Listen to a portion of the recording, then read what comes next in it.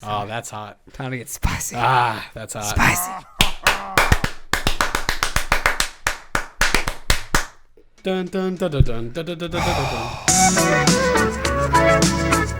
Well, how's it going, guys? Andrew here. And Connor. Welcome to a reaction review for a movie. Ooh, it's a film.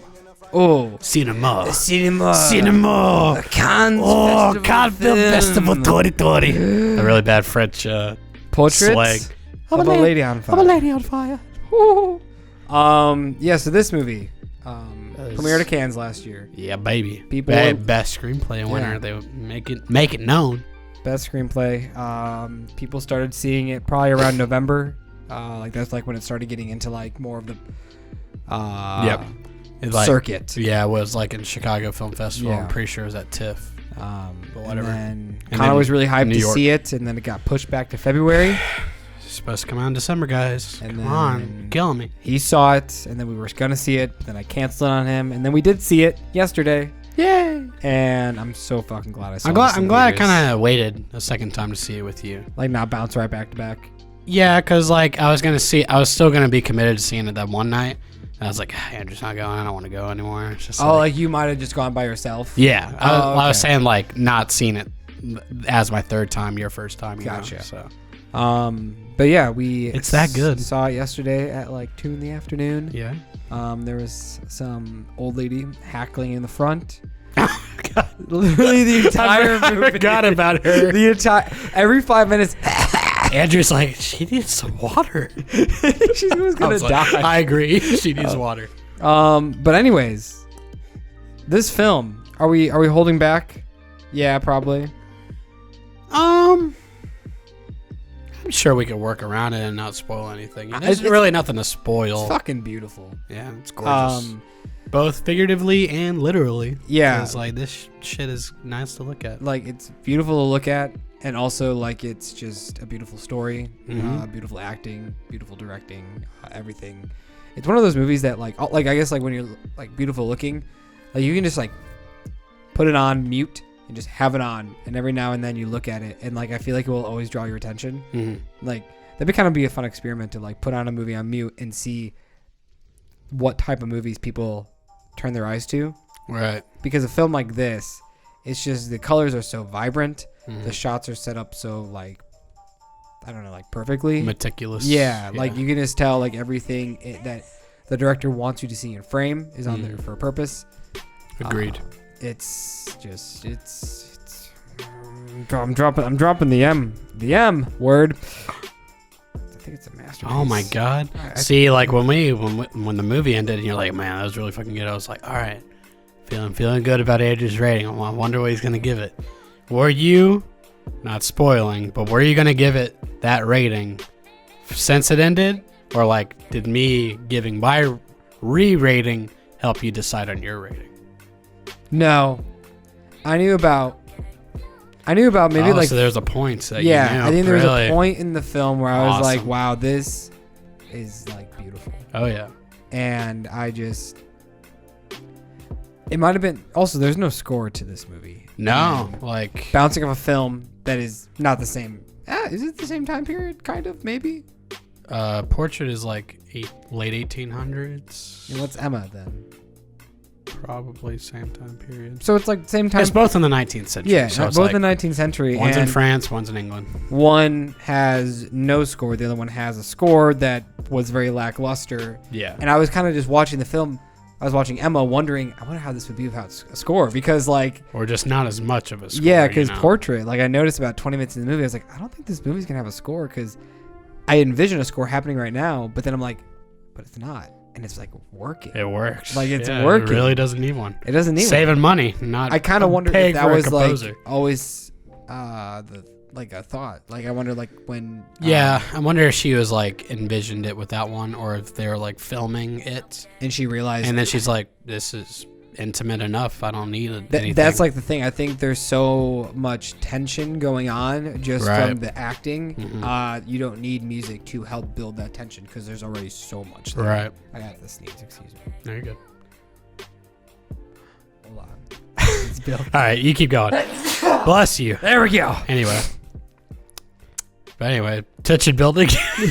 You were in like the middle of a thought. I didn't want to like stray off from what you were saying. Like there was just scenes where like, you know, the artist and the person being posing, you know, they're having this like intense, like, you know, stare at each other like longingly, and you can imagine some music there that would help it, but how the camera moves, how it's set up, how the actors are just fucking acting their fucking pacing socks of the off. scene. Yeah, like it doesn't need the music. So, no.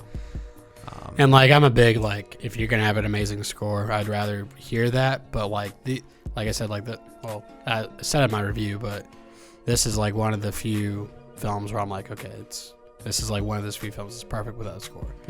Parasite, you need a score. You know, Little Women needed a score. You know, just to like build up emotion. You know, but this was certainly like it's so raw and like so isolated to where it's like it's perfect without one. You know, and it's like a 2-week story. She's there for not like even like 7 and change, so it's like probably a week and a half. Yeah, because she's there for like 5 days, Uh-huh. and then the girl says, "I'm gonna return in 6 days," like the mom. Oh, okay, so yeah, almost 2 weeks. Yeah, almost 2 weeks. But dude, like the whole movie, you're just holding your breath because so much tension is being built, and then finally, when that tension is released, like I'm just like, oh my god, yes, let's fucking go, because like you just care for these people. Satisfying, yeah. Yeah, you want them to be able to express their feelings, because I could only imagine how that was back then in the day if people, you know, had to hide that. And the number 28, dude, it has an entirely new meaning now. Whenever I see the number 28, I'm just gonna go. I'm gonna think of this movie because I literally gasped when I saw it, and I was like, the first time I saw it, because it was in like a whole theater, right? Oh, I would have loved to experience Midtown Arts Cinema, shout out. But appreciated it. I caught it before like they make it known. That's like the biggest gripe I probably would have with like that scene is like the second close up, like you missed this, here it is. Because I saw it because I was looking for it because she was holding a book. I was like, oh man, is she gonna hold the?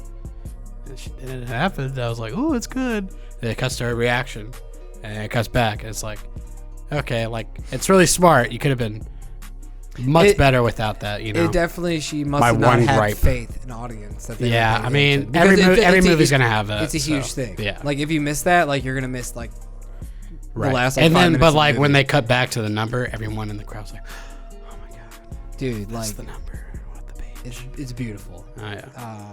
And it's good writing. It's so clever tragic. writing. Yeah. It definitely deserved best screenplay. Yeah.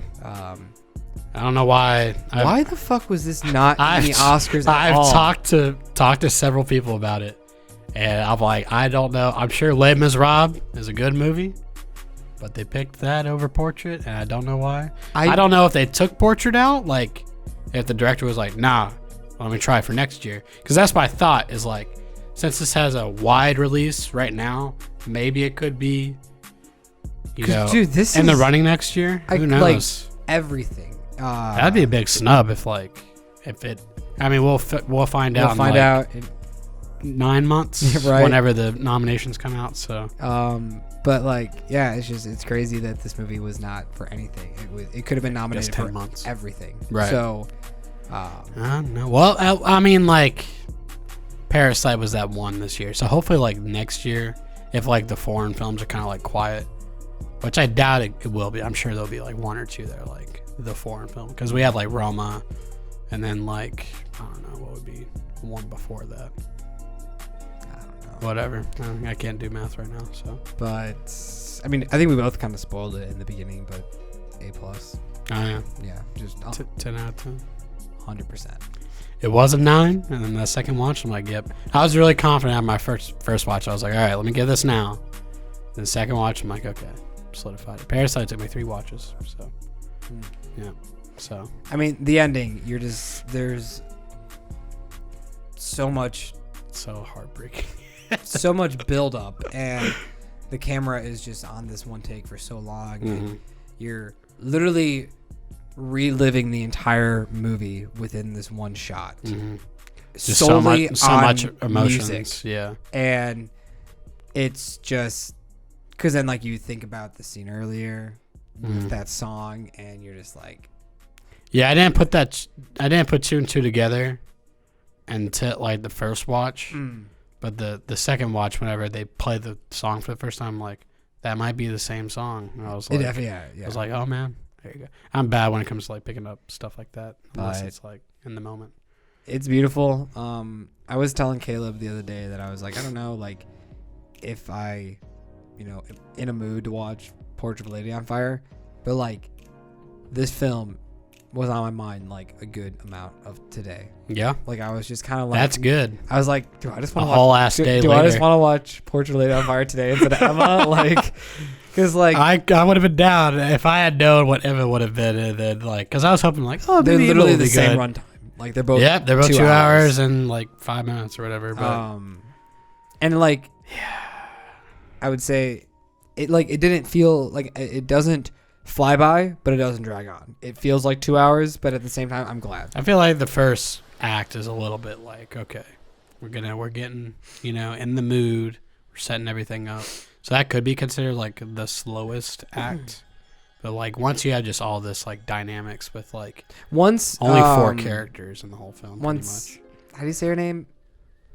Heloise. Heloise. Once she enters, that's when like the mystery picks up. Marianne and Heloise. Yeah. When she enters, that's when the whole like, ooh, what's happening here? Like, this is interesting. That's a great reveal too, because it was in the trailer, and I wish it wasn't in the trailer. See, I don't really remember the trailer. The only shit I remember from the trailer. Yeah, because you didn't really like the trailer. I was like, oh, this looks pretty good. Like, visually, I mean. Like, when I watched the trailer, I was just like, okay. Like, it didn't like look appealing to me. Like, it didn't look bad. I was just like, it wasn't a great trailer. It just didn't look like a movie I wanted to see. No, I get that. Because it kind of looked like Emma. Like, I really didn't want to see Emma, but I'm just like, it just seems like one of those movies where it's just a bunch of old people are gonna go like artsy white people. Not even like artsy, just kind of like, it was just gonna be a bunch of white people complaining about life when they're rich, but completely opposite. Fair enough.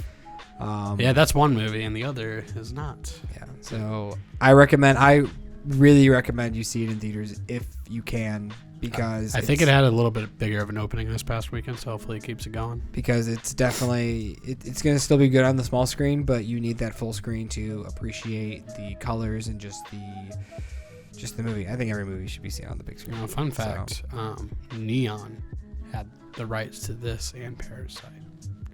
Neon. I don't remember Neon in the productions for Parasite, but I do for this. I recognize it because they did Climax. So. Oh, and Climax? Wait, did Neon and A24 do Climax? I think so. Maybe A24 like produced it. Yeah. Like, I never get it. Like, when it's like you have like the 3 companies, and it's like the one in association with. It's like an A24 presents. It's like a Neon. Like production, no, in association with Neon, a Blumhouse production. Like, you know, like they have like the 3 stages. It's like a pyramid sort of like pyramid scheme. Pyramid schemes in film. But anyways, go see it. It's great. The hype is lived up, I think. The wait is over. Thank God. The wait is over, but Connor confirms it is a 2019 film. Yep, I was sitting on 2020 for a bit, and then I did some research, and I saw a majority of the critics consider it 2019, and a majority of the people I follow on Letterboxd consider it 2019. I'm like, fuck it, I won't be the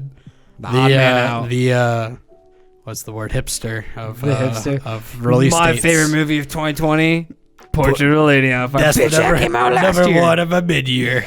But anyways, guys. So go see that shit right now. Drop whatever you're doing and go see it. I don't even care if it's 2 a.m. Thank you for watching our video 2 a.m. Hey, shout out to those night owls. But anyways, guys, this has been Connor.